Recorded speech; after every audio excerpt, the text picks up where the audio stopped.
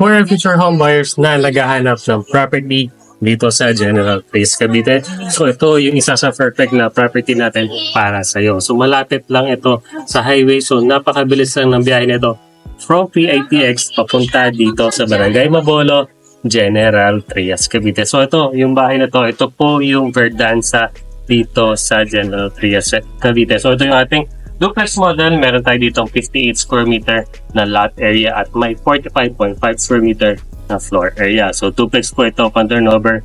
Tapos ang kanyang actual turnover is bare finish. So ano pa hinintay natin? Let's unlock the dream home.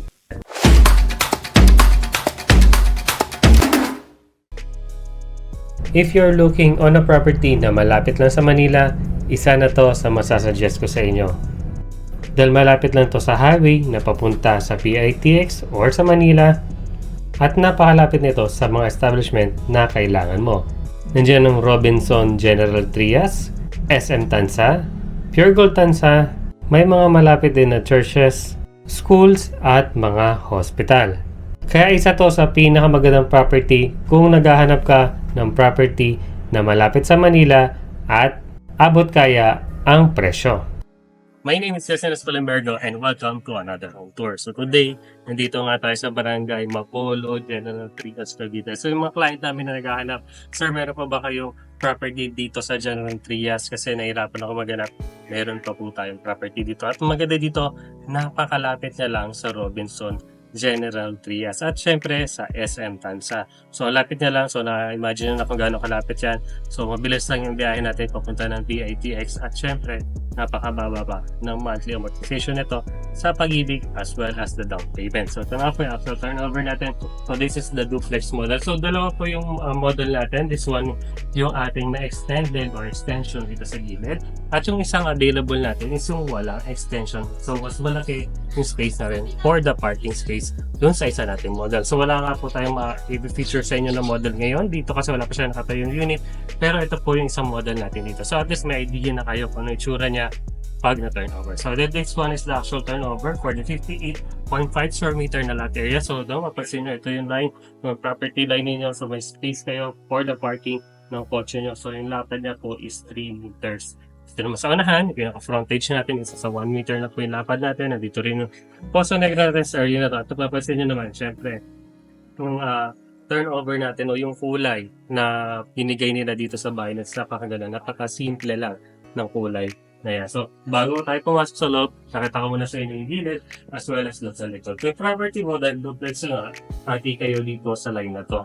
So, isang model nga natin, wala po itong extension. So, mas malaki yung space mo for the future expansion ng bahay mo. So, dito naman sa yung ATEC, yung developer niya. So, hindi naman sila ganun kaigpit for kung gusto mo extension yung bahay or palakihin pa yung floor area ng bahay mo.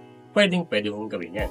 So dito naman, sa likod ng bahagi ng bahay, ganito yung property mo, yung gitna ng dalawang bahay, as well as gitna nito, dalawang bahay pa. So malaki pa po yung future expansion niya ng bahay mo. So kung magpaparil ka dito ng space pa, kung gusto mo may another room dito sa baba para sa mga elderly or senior citizen, pwede ka magpalagay ng room pa dito sa baba.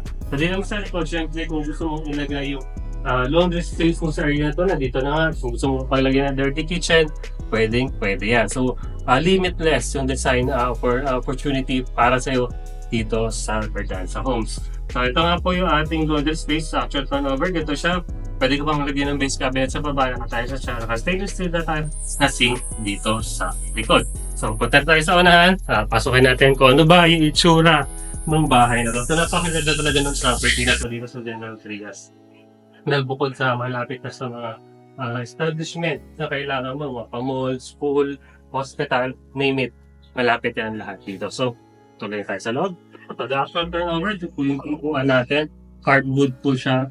Yung pagkagawa sa kanya, material is hardwood, tapos ang haba natin is tuwa rin siya sa kahoy. So, this is the actual turnover for our model. So, this is a very unique na napansin nyo naman. Yung walls natin is hindi siya painted. So, nasa inyo to, skin coat or ano yung theme na gusto nyo kulay dito sa bahay. So, ang ganda yung kagandahan pag bare finish ang bahay, di ba? So, nasa sa'yo na. So, ang ganda. Kung anong gusto mong design, anong preference mong kulay, masusunod dito. Siyempre, yung tiles. So, pantay naman yung flooring natin, cement finish siya. So, manipis na lang yung gagamitin na cemento dyan paglalagay yung tiles dito sa area na to. So, napansin yung extended model natin. Ito nga po extended model natin. Ito extension area natin. So, mas malaki space for the kitchen area as well as the dining space. Pero, kung yung isang model yung makukuha natin, yung mas maliit na model, so wala po ito. I-close po ito. Ang kitchen natin is nandito sa side na to. At yung ating CR doon sa model na yun, instead na nandito, nandun po siya sa likod. So, ang gandaan doon sa model na yun, mas malaki yung lot area mo compared dun sa sa unit na to, mas malaki yung lot area. Syempre, mas malaki yung opportunities sa pag-extend ng bahay mo. So, ito nga po yung pintuan natin sa likod is flush door siya. Gawa siya sa cupboard. So, dito masalit sa ating toilet yung ba? Hindi na ako makapasok. Yan. Yung actual turnover na po natin yan, nakatiles na tayo, kompleto tayo na accessories at yung walls natin is cement finish na po. Ang ating pintuan is PVC at mataas yung ceiling. So, yan po yung ating toilet and bath. So, napansin nyo naman yung gawa ng bahay natin. So, sa gawa ng bahay natin, ang construction ng bahay na ito is conventional. So, hollow block ay ang mga poste. Siyempre, yung conventional type po paggawa. Tapos, yung ceiling na natin is buhos po ito. May mga biga tayo sa area na yun. So, dito ba tayo sa dining space? Sa living space, sa dining space natin, maluwag yung space natin. May space ka for the sofa area mo. At ito yung magandang staircase natin. Staircase natin, solid hardwood po yung pinaka-step natin. First 3 step natin is buhos. Hindi ko yung idea kung pwede nyo gawin. Pwede nyo i-enclose ng area na to. Ilagay nyo yung TV dyan. At maglagay yung pintuan dito. Yung mga unang uuso ngayon, yung mga WTC na hidden doors. Pwede mo gawin dito para doon sa storage space mo, di ba? So, ganda. Medyo mo mapaganda pa itong space na to dito yan sa Verdana. So, akita tayo sa second floor. Nakita ko sa inyo yung pinaka-actual turnover natin. And going here sa ating second floor, so napansin nyo naman yung staircase natin, yung space na malapad, yung space natin, at yung mga railings natin, gawa din siya sa kahoy. So yan, yung railings dito sa taas, ganoon din siya, parang kiln drying na, kahoy. So dito na sa part na to, so itong second floor natin, pwede mag-siya ang 2 to 3 bedroom. So nasa sa'yo na, dahil very unit nga to, nasa sa'yo na kung anong gusto mo, ilang rooms. So gusto mo kahit 1 room lang, kung konti lang naman kayo sa family, or 2 rooms, or kung madami pwedeng 3 rooms, kaso medyo maliliit na dapat 3 rooms yung nalagay mo. So ito example natin, pwede ko lagay dito na sa room sa side na to, another one, sa this side, at meron pa dito sa side na to. Yan kung gusto mo yung 3 bedrooms. So, yung isang model naman natin, wala extension, so wala po itong side na to. Pag yung isang extension, wala po ito. So, pwede lang 2 bedrooms naman sa inyo. Isa niya, at isa dito sa likod. So, ayan po yung possibilities na pwede mong gawin dito sa second floor. At yung ating turnover unit, so, kasi nyo naman, yung mga bintana natin is naka-grills na metal encasement po yung ating bintana. At syempre, kailangan to ang mga firewall para yung keep of emergency. Tapos, syempre, yung ceiling natin is bare siya. So, nasa sa inyo na, kung sa inyo magpapalagay na tiles niya, kung susundin nyo pag-ganun tayo or flat. So, sa inyo na po yan, kapandar na power. So, doon na tayo sa part na gusto mong malaman. Sir Justin, sobrang interested akong malaman magkano ba yung presyo ng bahay na to. So, yung presyo ng bahay na to, yan, nakita ko sa inyo kung magkano at gano'ng kamura ang bahay na to. And I hope gusto mo yung house tour natin dito sa Verdanza Homes. Dito yan sa General Trias, Cavite.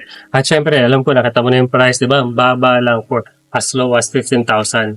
Mare-reserve mo na itong unit na to. So, ayan, I hope na gusto mo yung presyo natin. At kung may mga question ka, kung isa kang OFW or local employee, gusto mo malaman kung ano ba yung requirements para makuha itong bahay na to, click mo lang yung unang link sa description sa baba. Dediretso na yun sa aming messenger. Pwede mo na kami tanungin kung ano yung mga question nyo about this property. So, dito na may tatapos ng house tour natin.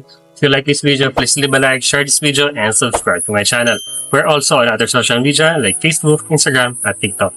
Thank you so much for watching, and see you on the next one.